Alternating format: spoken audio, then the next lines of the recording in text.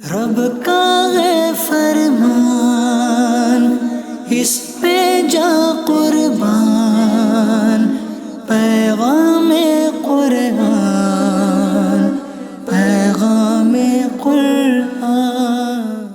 الحمد للہ رب العالمین والصلاة والسلام علی خاتم النبیین، اما بعد فاعوذ باللہ من الشیطان الرجیم، بسم اللہ الرحمن الرحیم۔ الصلاة والسلام علیک یا رسول اللہ وعلی آلک واصحابک یا حبیب اللہ، الصلاة والسلام علیک یا نبی اللہ وعلی آلک واصحابک یا نور اللہ۔ ایف جن چینل کے ناظرین، پروگرام پیغام قرآن لیے حاضر ہیں۔ انشاءاللہ الکریم بہت کچھ سیکھنے سمجھنے کی سعادت حاصل ہوگی۔ آئیے اچھی نیت کرتے ہیں، اللہ پاک کی رضا پانے، ثواب کمانے کے لیے پروگرام کو مکمل دیکھیں گے، سنیں گے اور اس پر عمل کرتے ہوئے دوسروں تک پہنچانے کی کوشش کریں گے۔ پیارے پیارے نبی محمد عربی صلی اللہ علیہ وآلہ وسلم کا فرمان علی شان ہے، قیامت کے روز اللہ عز و جل کے عرش کے سوا کوئی سایہ نہیں ہوگا۔ 3 شخص اللہ رب العالمین کے عرش کے سائے میں ہوں گے۔ عرض کی گئی یا رسول اللہ صلی اللہ علیہ وآلہ وسلم وہ کون لوگ ہوں گے؟ ارشاد فرمایا وہ شخص جو میرے امتی کی پریشانی دور کرے، نمبر 2 میری سنت کو زندہ کرنے والا، اور نمبر 3 مجھ پر کثرت سے درود پاک پڑھنے والا۔ صلو علی الحبیب صلی اللہ علی محمد صلی اللہ علیہ وآلہ وسلم۔ اللہ کریم ہم سب کو کثرت کے ساتھ درود پاک پڑھنے کی سعادت نصیب فرمائے۔ اور ویسے بھی ماشاءاللہ رمضان المبارک کا مہینہ ہے تو ہر نیکی پر ثواب بڑھا دیا جاتا ہے، بس بات یہی ہے کہ نیکیوں کی حرص ہمیں نصیب ہو جائے تو ہم زیادہ سے زیادہ نیکیاں حاصل کر سکتے ہیں۔ ناظرین، پروگرام ہے پیغام قرآن، اور آج کا ایپیسوڈ جو ہے ہمارا وہ ہے حلال و حرام روزی سے متعلق۔ حلال و حرام روزی سے متعلق انشاءاللہ الکریم کچھ مدنی پھول سنیں گے۔ آئیے پہلے پیغام قرآن سنتے ہیں۔ يا أيها الرسل كلوا من الطيبات واعملوا صالحا إني بما تعملون عليم۔ جی ناظرین، آپ نے پیغام قرآن سماعت فرمایا۔ اس میں اللہ تبارک و تعالیٰ نے ارشاد فرمایا، میں ترجمہ پھر سے پڑھ دیتا ہوں۔ اے رسولو، پاکیزہ چیزیں کھاؤ اور اچھا کام کرو، بے شک میں تمہارے کاموں کو جانتا ہوں۔ ناظرین اکرام، رزق حلال کھانے اور نیک اعمال کرنے کا حکم تمام رسولوں کو دیا گیا ہے۔ ہر رسول کو ان کے زمانے میں یہ ندا فرمائی گئی۔ پاک رسولوں کو دیا گیا حکم ذکر کرنے کا ایک مقصد یہ ہے کہ رزق حلال اور اعمال صالحہ یعنی نیکیوں کی عظمت و اہمیت اجاگر ہو۔ دوسری حکمت یہ ہے ہر نبی علیہ السلام کا عمل اس کی امت کے لیے نمونہ ہوتا ہے۔ یوں جب امت اپنے نبی علیہ السلام کے عمل یعنی رزق حلال کو نہایت اہمیت دینے اور نیکیوں کی طرف رغبت کا مشاہدہ کرے گی تو ان اعمال میں پیروی کرے گی جیسے نبی کریم صلی اللہ علیہ وسلم کے اخلاق حسنہ اور عبادت و ریاضت کے واقعات بیان کیے جائیں تو لوگوں کو بہت زیادہ ترغیب ملتی ہے۔ رزق حلال کھانے کا یہی حکم اہل ایمان کو بھی دیا گیا ہے۔ چنانچہ اسی آیت کے متعلق نبی محترم سراپا جود و کرم صلی اللہ علیہ وآلہ وسلم کا فرمان ہے، اللہ تبارک و تعالیٰ پاک ہے اور پاک چیز کے سوا اور کسی چیز کو قبول نہیں فرماتا، اور اللہ تعالیٰ نے مسلمانوں کو وہی حکم دیا ہے جو رسولوں کو حکم دیا تھا۔ چنانچہ رسولوں کو فرمایا، اے رسولو، پاکیزہ چیزیں کھاؤ اور اچھا کام کرو، بے شک میں تمہارے کاموں کو جانتا ہوں۔ اور اہل ایمان سے فرمایا، اے ایمان والو، ہماری دی ہوئی ستھری چیزیں کھاؤ۔ طیبات یعنی پاکیزہ چیزوں سے مراد حلال چیزیں ہیں۔ صالحاً یعنی اچھے کام سے مراد شریعت کے احکام پر استقامت کے ساتھ عمل کرنا ہے۔ ناظرین، خدا کی بندگی و اطاعت میں رزق حلال کی بڑی بنیادی حیثیت ہے کہ تقوی و خوف خدا کا سب سے اہم پہلو اللہ تبارک و تعالیٰ کی نافرمانی سے بچنا ہے، اور نافرمانی کے کاموں میں رزق حرام نہایت شدید اور گھنونا کام ہے۔ افسوس کہ لوگ حلال و حرام کمائی کا خیال کرنے میں بہت بے پرواہ ہو چکے ہیں، اور حدیث پاک میں بیان کردہ زمانے کے آثار نظر آتے ہیں کہ لوگوں پر ایک زمانہ ایسا بھی آئے گا جب آدمی یہ پرواہ نہیں کرے گا کہ وہ جو کچھ حاصل کر رہا ہے وہ حلال سے ہے یا حرام سے ہے۔ یعنی وہ دور آ چکا کہ بندے کے پاس کیا آ رہا ہے وہ حلال کا ہے حرام کا ہے، کس ذریعے سے آ رہا ہے، اس کی اسے پرواہ نہیں ہوگی، بس مال آنا چاہیے۔ کہتے ہیں نا، کاہے کا حرام کاہے کا حلال، جو صاحب کھلائے وہ چٹ کیجیے۔ یعنی جو مل جائے بس وہ کھا لوں، میں عیش کر لوں، موج کر لوں، یہ نہیں دیکھتا بندہ کہ یہ میرے لیے حلال ہے یا نہیں، میرے لیے لینا جائز ہے یا نہیں۔ خیر ناظرین اکرام، حلال کمانے کی بہت زیادہ فضیلت ہے۔ رزق حلال کھانے والا جنتی ہے، سبحان اللہ، رزق حلال کھانے والا جنتی ہے۔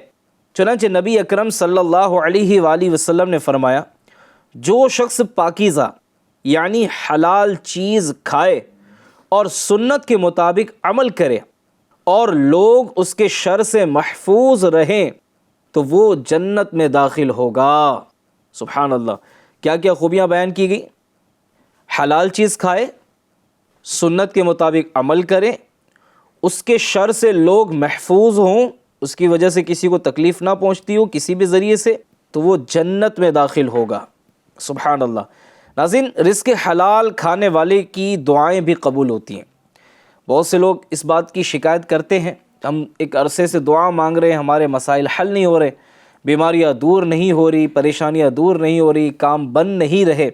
تو میں نہیں کہتا کہ جس کی دعائیں قبول نہیں ہو رہی اس کا سبب یہی ہے کہ وہ حرام کھا رہے ہیں یا شبہات کا مال کھا رہے ہیں، ڈاؤٹ فل چیز کھا رہے ہیں، کہ جس کے حلال اور حرام ہونے کے بارے میں کنفرمیشن نہیں ہے وہ ڈاؤٹ فل چیز کہلاتی ہے، جس کو شبہ کہا جاتا ہے، شبہات والی چیز۔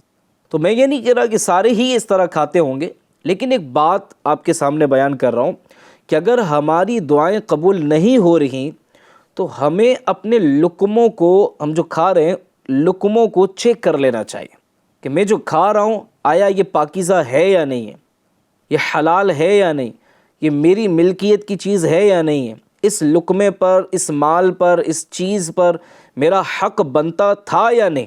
میں ایک مثال دیتا ہوں، بہت سارے لوگ سرکاری نوکری کر رہے ہوتے ہیں یا کوئی بھی کہیں بھی نوکری کرتا ہے، جاب کرتا ہے، اور اس کا فار ایگزامپل 8 گھنٹے کا ڈیوٹی ٹائم ہے، اجارہ ٹائمنگ اس کا جو ہے 8 گھنٹے کا ہے۔ اب وہ 8 گھنٹے میں سے 1 گھنٹہ 2 گھنٹہ اپنے ذاتی کام پر خرچ کر دے، یعنی گھر والوں سے باتوں میں لگا ہے، اپنے ذاتی کام میں لگا ہے، اجارے کے وقت میں وہ اپنا پرسنل کوئی کام کرنے چلا گیا اور اس کا ٹائم جو تھا 8 گھنٹے کی سیلری اس نے پوری لے لی، یعنی 2 گھنٹے جو اس نے اپنی ذات پر خرچ کیے، اجارہ ٹائم اس کا 8 گھنٹے کا ہے، اس 8 گھنٹے میں سے 2 گھنٹے وہ اپنی پرسنل شاپنگ کے لیے چلا گیا، اپنے گھر کا کوئی مسئلہ حل کرنے چلا گیا، اپنا کوئی ذاتی کام کیا، تو اب اتنی دیر جتنی دیر اس نے اپنا ذاتی کام کیا اتنی دیر کی اسے کٹوتی کروانی چاہیے۔ مثال کے طور پر اس کی سیلری میں 2 گھنٹے کے اگر 1000 روپے بنتے ہیں، ایک مثال دے رہا ہوں، 2 گھنٹے کے 1000 روپے بنتے ہیں، تو اب اسے وہ 2 گھنٹے کے 1000 روپے کٹوا دینے چاہیے، کٹوتی کروا لینی چاہیے، کیونکہ ان 2 گھنٹے پر جو 1000 روپے اس نے لیے جبکہ اس نے کام نہیں کیا تھا، اس کے لیے وہ 1000 روپے لینا جائز ہی نہیں تھا۔ تو اب ہم بظاہر اچھا کام کر رہے ہوں، نوکری بھی جائز ہے، کام بھی اچھا ہے، لیکن اس میں اگر کسی نے سر ڈنڈیاں مار مار کر کام کیا ہے اور اجرت پوری لی ہے، سیلری پوری لی ہے، کام نہیں کیا، تو اب وہ مال اس کے لیے وبال ہے، اس مال میں شفا نہیں آ سکتی، اس مال کی وجہ سے تکلیفیں آئیں گی، آزمائشیں آئیں گی، بعض مرتبہ ڈاکٹر کی فیس میں چلی جاتی ہے، ڈکیت لے جاتے ہیں لوٹ کر، چوری ہو جاتا ہے، گر جاتا ہے، ضائع ہو جاتا ہے۔ تو رزق حلال کمانا ہے اور اس کے طریقے کے مطابق کمانا ہے۔ بہت سارے لوگوں کو تو اس کی احکام بھی نہیں پتہ ہوتے، کہ ہم نے کہیں اگر جاب کرنا ہے، کام کرنا ہے، تو ایز اے امپلائی مجھ پر شریعت کے کون کون سے احکام ہیں، کیا وہ سیکھے ہم نے؟ بھائی جاب کی تلاش میں تو بہت سارے لوگ ہوں گے اور جاب تلاش کر رہے ہوں گے، ساتھ ہی ساتھ اگر یہ بھی سیکھ لیا جائے کہ اگر میں کہیں جاب کرتا ہوں، کام کاج کرتا ہوں، تو مجھے کس انداز میں کام کرنا ہے کہ میں جو روزی کماؤں وہ پوری طرح حلال اور میرے لیے پاک ہو، اس میں حرام کی تو دور کی بات ہے، شبہات کا بھی اندیشہ نہ ہو۔ ایسا صاف ستھرا لقمہ جب پیٹ میں جائے گا، انشاءاللہ دل کی دنیا بدل جائے گی، عبادت میں مزہ آئے گا، دعاؤں میں مزہ آئے گا، رقت ملے گی، گناہوں سے انشاءاللہ نفرت نصیب ہوگی۔ اور دعاؤں کی قبولیت میں رکاوٹ کا ایک سبب جو ہے نا وہ حرام روزی بھی ہے، یعنی اگر رزق حلال نہیں کھا رہے، جو باتیں میں نے ڈیٹیل کے ساتھ بیان کی، اگر اس طرح کی روزی کسی کے پیٹ میں جا رہی تو وہ اتنے نہیں کہ پورے اتنے بھی ہاتھ اٹھا کر دعائیں مانگے، جبکہ اس کا لباس بھی حرام کا ہو، اس کا کھانا بھی حرام ہو، اس کا پہننا اوڑھنا سب حرام کے مال کا ہو، تو اب وہ بھلے کتنا اونچے ہاتھ کر کے دعائیں مانگے، اس کی دعائیں قبول نہیں ہوں گی، کیونکہ اس کے پیٹ میں حرام غذا ہے۔ حضرت سعد بن ابی وقاص رضی اللہ تعالی عنہ نے نبی محترم صلی اللہ علیہ وسلم سے عرض کی کہ یا رسول اللہ صلی اللہ علیہ وسلم، آپ دعا فرمائیں کہ اللہ تعالی مجھے مستجاب الدعوات بنا دے، یعنی آپ دعا فرما دیں کہ میری ہر دعا قبول ہوا کرے۔ رسول پاک صلی اللہ علیہ وسلم نے فرمایا لقمہ حلال اپنے لیے لازم کر لو، لقمہ حلال اپنے لیے لازم کر لو تو مستجاب الدعوات ہو جاؤ گے، یعنی حلال مال کھانے والے کی، حلال روزی کھانے والے کی دعائیں بھی قبول ہوتی ہیں، وہ مستجاب الدعوات بن جاتا ہے، اس کی ہر دعا جو ہے وہ قبول ہوا کرتی ہے۔ ناظرین اکرام، مزید حلال اور حرام روزی سے متعلق کچھ باتیں بیان کرتا ہوں۔ نمبر 1، پاکیزہ رزق کھانے کا حکم پروردگار عالم نے یوں دیا، اے ایمان والو ہماری دی ہوئی ستھری چیزیں کھاؤ اور اللہ کا شکر ادا کرو اگر تم اسی کی عبادت کرتے ہو۔ سبحان اللہ۔ مال یتیم ہڑپ کرنے والوں کو سخت وعید سناتے ہوئے فرمایا، بے شک وہ لوگ جو ظلم کرتے ہوئے یتیموں کا مال کھاتے ہیں وہ اپنے پیٹ میں بالکل آگ بھرتے ہیں اور عن قریب یہ لوگ بھڑکتی ہوئی آگ میں جائیں گے۔ یتیم کا مال کھانا تو سب سے آسان کام لگتا ہے، کب کوئی بولنے والا نہیں رہا، پیچھے کوئی آ کر کھڑا ہونے والا نہ رہا، اس بچے کا حق دلانے والا نہ رہا۔ اگر اس کے پاس پراپرٹی ہے، بینک بیلنس ہے، اور بھی اس کے والد کی چھوڑی ہوئی چیزیں ہیں، بعض مرتبہ قریبی رشتہ دار آ کر یتیم کا مال کھا جاتے ہیں، اور اس نام پر کہ ہم زیادہ خیال رکھتے ہیں، ہم زیادہ قریب ہیں، ہم زیادہ محبت رکھتے ہیں اور ہم اس کا خیال رکھیں گے، حالانکہ ان کا مقصد جو ہے وہ یتیم کی پرورش نہیں ہوتی، بعض مرتبہ ان کی نیت کچھ اور ہوتی ہے، ہر ایک کو اپنی نیت کے مطابق ملے گا پھل۔ تو اللہ نہ کرے اگر یتیم کے مال کو ہڑپنے کی نیت ہے، یا وہ جو یتیم کا مال کھا کر بیٹھیں وہ غور کر لیں کہ وہ کیا کر رہے ہیں، گویا وہ اپنے پیٹ میں آگ بھر رہے ہیں اور عن قریب یہ لوگ بھڑکتی ہوئی آگ میں جائیں گے۔ مزید سنیے، امانت کی ادائیگی کے متعلق حکم دیا، بے شک اللہ تمہیں حکم دیتا ہے کہ امانتیں جن کی ہیں ان کے سپرد کرو، جن کی امانتیں ہمارے ذمے ہیں ان کی امانتیں ہم ان کو لوٹانے کی کوشش کریں۔ مزید سنیے ناظرین، رزق حرام کے متعلق کچھ احادیث مبارکہ بھی بیان کرتا چلوں۔ نبی کریم صلی اللہ علیہ وآلہ وسلم نے فرمایا، وہ گوشت جنت میں نہ جائے گا، وہ گوشت جنت میں نہ جائے گا جس کی پرورش حرام مال سے ہوئی ہو، اور ایسا حرام گوشت دوزخ کا زیادہ حقدار ہے، مستحق ہے۔ نمبر 2، فرمایا حرام کا مال کھانے والے کی دعا قبول نہیں ہوتی۔ نمبر 3، فرمایا حرام مال کا کوئی صدقہ قبول نہیں کیا جاتا۔ نمبر 4، فرمایا رشوت لینے والا دینے والا جہنمی ہے۔ نمبر 5، فرمایا رشوت دینے والے اور لینے والے پر اللہ کے رسول صلی اللہ علیہ وسلم نے لعنت بھیجی ہے، الامان والحفیظ۔ نمبر 6، حرام کھانے والے کی عبادت و نماز قبول نہیں ہوتی۔ نمبر 7، تجارت میں جھوٹ بولنے والے اور عیب چھپانے والے کے کاروبار سے برکت مٹا دی جاتی ہے۔ تجارت کرنے والے بھی یہاں توجہ فرمائیں کہ اگر ایسا مال جو عیب دار ہے، جو خریدنے والے پر ظاہر کرنا ضروری ہے، اگر وہ عیب چھپا کر جھوٹ بول کر ہم نے کاروبار کیا تو اس سے کیا نقصان ہوگا؟ اس کا نقصان یہ ہوگا کہ اس سے برکت مٹا دی جاتی ہے، پھر ہم گراہک کے انتظار میں بیٹھے ہیں، اگر بہت سارے گراہک آ بھی گئے، کما بھی لیا تو پاس میں رہے گا نہیں زیادہ۔ ہم کہتے ہیں یار ایسے آیا اور ایسے چلا گیا، پیسہ ٹکتا نہیں ہے۔ تو یہ بے برکتی کی وجوہات میں سے ایک وجہ جھوٹ بولنا اور عیب چھپا کر مال بیچنا ہے۔ بعض مرتبہ یہ بھی ہوتا ہے کہ اپنے مال کو بہت زیادہ بڑا چڑھا کر بیان کر رہے ہوتے ہیں، حالانکہ وہ اتنا مضبوط نہیں ہوتا، اتنا اچھا نہیں ہوتا، لیکن اتنا اس کی تعریفیں کر کے، بے جا تعریفیں کر کے اپنی چیزیں بیچتے ہیں۔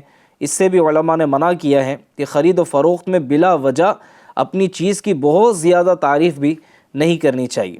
نمبر 8، مزدور کی مزدوری مارنے والے کے مقابلے میں قیامت کے دن نبی کریم صلی اللہ علیہ وسلم اس مزدور کی حمایت میں ظالم کے خلاف کھڑے ہوں گے۔ اللہ اکبر، کسی ڈرنے والی بات ہے۔ مزدور کی مزدوری مارنے والے، کام تو کروا لیا، بعض مرتبہ بیچارے غریب طبقہ ہوتا ہے، وہ گھر کہیں تعمیر ہو رہا ہے، کئی تعمیری کام میں انوالو ہوتے ہیں، کنسٹرکشن کا کام ہو رہا ہے، اس میں شامل ہوتے ہیں، بہت زیادہ ان کی رقم نہیں ہوتی، لیکن کئی دنوں تک پیسے روک کے رکھتے ہیں، پیسے مارتے ہیں، پیسے دیتے نہیں ہیں، پریشان کرتے ہیں۔ حالانکہ یہ لوگ وہ ہوتے ہیں جو روز کہتے ہیں نا، روز کما کر کھانے والے ہوتے ہیں، ان کو پریشان کرتے ہیں۔ میرے آقا صلی اللہ علیہ وسلم ایسے مزدور کی جس کی مزدوری ماری گئی، اس مظلوم کی طرف سے اس کی حمایت میں حضور علیہ الصلوۃ والسلام کھڑے ہوں گے۔ اب غور کریں، اس کی سچویشن کو سمجھنے کی کوشش کریں کہ جس کی طرف سے حضور علیہ السلام کھڑے ہوں ظالم کے سامنے، جس نے حق مارا، تو اب آپ اندازہ لگائیں اس کا بنے گا کیا، کہ جو کچھ بنا ہے وہ سب حضور کے صدقے میں بنا ہے۔ حضور مالک جنت ہے۔ اگر حضور صلی اللہ علیہ وسلم کسی مظلوم کی طرف سے ظالم کے سامنے کھڑے ہوتے ہیں حق دلانے کے لیے، اس سے بہتر نہیں کہ دنیا ہی میں جس کا حق دبا کر بیٹھے ہیں، جس کا لوٹانا باقی تھا، جس کی سیلری نہیں دی ہے، جس کی تنخواہ پوری نہیں دی ہے، جس پہ ڈنڈیاں ماری ہیں، ان کو لوٹا دیا جائے۔ اب آپ کہیں گے یار یاد نہیں ہے، تو یاد کریں، اور بھی بہت سی چیزیں جو ہم یاد کرتے ہیں اس کو بھی یاد کریں۔ یہ بھلا دینے والی چیزیں تھوڑی ہیں، اس کا تعلق آخرت سے ہے۔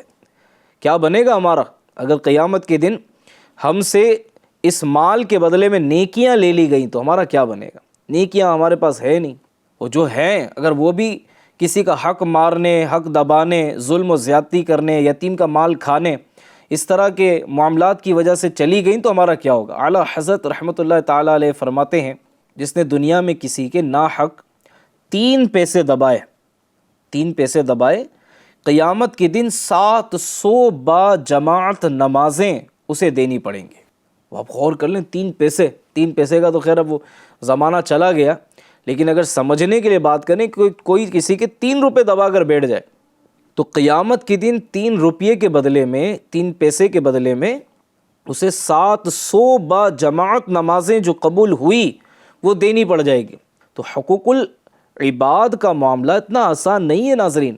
آج کسی کو گھور کر دیکھ لیا، کسی کو مار دیا، کسی کا نام بگاڑ دیا، کسی کا دل دکھا دیا، کسی پہ تہمت لگا دی، کسی کی زمین پہ قبضہ کر لیا، کسی کے مکان پر، دکان پر قبضہ کر لیا، کسی کی عزت پر قبضہ کر لیا، کسی کو رسوا کر دیا، کسی کی غیبت کر دی، کسی کو گالی بک دی، بھائی اس طرح کے کوئی کام، اس سامنے والے کو مارا یا کسی سے مار کھلوا دی، یہ سارے کام یہاں آسان لگتے ہیں، لیکن قیامت کا دن جو ہوگا نا، وہ اس دن ہمارا کیا ہوگا؟ غور تو کر لیں کہ اگر آج غریب پر ہمارا بس چل رہا ہے، وہ قہار، وہ جبار، وہ خالق، وہ مالک عز و جل نے اگر اس کا حساب لے لیا تو ہم کہیں کے نہ رہیں گے۔ اس لیے بہتر یہی ہے کہ جن جن کے حقوق ہمارے ذمے ہیں آگے بڑھ کر معافی مانگ لیں، معافی تلافی کر لیں، جس کا حق نکلتا ہے اس کو لوٹا دیں، جس کا پیسہ ہمارے ذمے آتا ہے اور ہم نے اس کو ٹال کر کئی مہینے نکال دیے، دیتا ہوں میں دیتا ہوں، ارے بھائی رکھے ہوئے پیسے دے دو نا بھائی۔ آپ پر کسی غریب کا نکل رہا ہے، کتنا نکل رہا ہے؟ 10,000 روپے۔ آپ حج پہ جا رہے ہیں، آپ عمرہ پہ جا رہے ہیں، کتنا خرچہ کر رہے ہیں؟ آپ اکیلے جا رہے ہیں؟ نہیں پوری فیملی کے ساتھ جا رہا ہوں۔ ارے ماشاءاللہ پوری فیملی جا رہی ہے۔ بھائی وہ غریب کا 10,000 روپے بن رہا ہے، ادھر لاکھوں روپے خرچہ کر کے جا رہے ہیں، 10,000 دے دو نا، اس کو راضی کر کے جاؤ، انشاءاللہ حج کی زیادہ برکتیں ملے گی، مکہ مدینے کا زیادہ فیضان ملے گا۔ لیکن نہیں، جس کا حق مارا ہے اس کا دینے کے لیے ہم تیار نہیں ہیں، ہم مختلف ٹور کرنے کے لیے تیار ہیں، ہم پکنک کرنے کے لیے تیار ہیں، ہم گھومنے پھرنے کے لیے تیار ہیں، اپنی ذات پہ خرچہ کرنے کے لیے تیار ہیں، لیکن کسی کا جو ہم پر نکلتا ہے اسے آگے بڑھ کر، اسے بلا کر، اس کا شکریہ ادا کر کے دینے کے لیے ہم تیار نہیں ہیں۔ بہرحال ناظرین اکرام، اللہ پاک ہمیں توفیق عطا کرے کہ ہم جو ہے وہ نیک اعمال میں بھی آگے بڑھیں، نیکی پرہیزگاری میں بھی آگے بڑھیں، اور رزق حلال کمانے میں بھی آگے بڑھیں۔ یعنی ہم اپنے آپ سے یہ وعدہ کر لیں کہ کھاؤں گا تو رزق حلال ہی کھاؤں گا، کھاؤں گا تو رزق حلال کھاؤں گا، کماؤں گا تو رزق حلال کماؤں گا، جہاں حرام کی آمیزش ہونے کا بھی خطرہ ہو میں اس سے اپنے آپ کو بچاؤں گا۔ اور پھر یاد رکھیے، اگر یہ حرام کا مال اپنے بچوں کو کھلائیں گے نا، بچے کبھی بھی آپ کے فرما بردار نہیں ہو سکتے، آپ کا بھلا سوچنے والے، آپ کی خدمت کرنے والے نہیں بن سکتے۔ کیوں؟ ان کے پیٹ میں گیا حرام ہے، اور حرام جہاں داخل ہو جاتا ہے وہاں وبال آتا ہے، وہ وبال لاتا ہے، اس سے نقصان ہوتے ہیں، اس سے سائیڈ ایفیکٹ ہوتے ہیں۔ بہرحال اللہ پاک کرم فرمائے، رحمت کی نظر فرمائے۔ ناظرین اکرام، آیت میں مزید فرمایا گیا کہ وَاعْمَلُوا صَالِحًا، اور اچھا کام کرو، یہ حکم اللہ تعالیٰ کے رسولوں کو دیا جا رہا ہے، جس سے معلوم ہوتا ہے کہ انبیاء اکرام علیہ السلام پر بھی عبادت فرض تھی۔ لہٰذا کوئی شخص روحانیت کا کیسا ہی بلند درجہ حاصل کر لے، وہ عبادت سے بے پرواہ نہیں ہو سکتا۔ وہ کسی بھی مقام پر پہنچ جائے، وہ عبادت سے بے پرواہ نہیں ہو سکتا۔ جو لوگ فقیروں کا لبادہ اوڑھ کر اور صوفیہ و صلحاء جیسی شکل و صورت بنا کر یہ دعوے کرتے ہیں کہ ہم تو جناب قرب خدا بندی پا چکے ہیں، لہٰذا اب ہم پر کوئی عبادت فرض نہیں رہی، استغفر اللہ، یہ سب باطل ہے۔ کہ اللہ تعالیٰ کی بارگاہ میں مقرب ترین حضرات تو انبیاء کرام علیہ السلام ہیں، جب ان پر عبادات فرض رہیں تو دوسرا کون یہ دعویٰ کر سکتا ہے کہ اس پر کوئی عبادت فرض نہیں رہی؟ تو اس سے امید کرتا ہوں کہ عقل والوں کو سمجھ میں آ گیا ہوگا، کسی بھی مقام پر ہم پہنچ جائیں، عبادت سے ہم فارغ نہیں ہو سکتے۔ جب تک زندہ رہیں گے اللہ کی عبادت کرتے رہیں گے، نمازیں پڑھتے رہیں گے، رب کی رضا والے کام کرتے رہیں گے۔ ہمارا یہ ہدف ہونا چاہیے کہ اللہ و رسول کی رضا حاصل کرتے ہوئے، عبادت کرتے ہوئے، ایمان سلامت لے کر میں نے قبر میں جانا ہے۔ یہ ہمارا مقصد حیات ہونا چاہیے۔ اللہ پاک ہمارے حال پر رحمت کی نظر فرمائے۔ ایک بات اور عرض کرتا چلوں کہ خرید و فروخت کے مسائل، خریدنے بیچنے کے مسائل، بیع سے متعلق، یعنی کوئی کاروبار بھی آپ کر رہے ہیں تو اس سے متعلق، آپ کہیں پارٹنرشپ میں کام کر رہے ہیں، اس سے متعلق بہار شریعت کے اندر بہت سارے مسائل لکھے ہیں۔ کسی عالم دین سے وہ چیپٹر آپ پڑھ لیجئے، سمجھ لیجئے، تاکہ ہم درست انداز میں اپنے کاروبار کو کر سکیں۔ ایک اور آخری بات، جو کام کاج آپ کر رہے ہیں اس سے متعلق ایک مرتبہ کسی مفتی اسلام کو چیک کروا لیجئے کہ میں یہ اس انداز میں کام کرتا ہوں، اس انداز میں کماتا ہوں۔ اگر وہ کہیں کہ یہ حلال ہے، یہ درست ہے، آپ کر سکتے ہیں، تو ٹھیک ہے، جاری رکھیں۔ اور اگر مفتی صاحب کہتے ہیں کہ نہیں، اس میں تو حرام کی آمیزش ہو رہی ہے، اب اس میں شرعی رہنمائی حاصل کریں، اور جو شرعی رہنمائی ملے اس کے مطابق عمل کریں۔ اللہ نے چاہا تو شریعت پر عمل کرنے کا ثواب بھی ملے گا، اور انشاءاللہ الکریم آگے کے معاملات بھی ہمارے بہتر اور آسان ہو جائیں گے۔ اللہ پاک ہم سب کو رزق حلال کمانے کھانے کی توفیق عطا کرے، آمین، بجاہ خاتم النبیین صلی اللہ علیہ وآلہ وسلم۔ صلو علی الحبیب صلی اللہ تعالی علی محمد صلی اللہ علیہ وآلہ وسلم۔ رب کا ہے فرمان، اس پہ جا قربان۔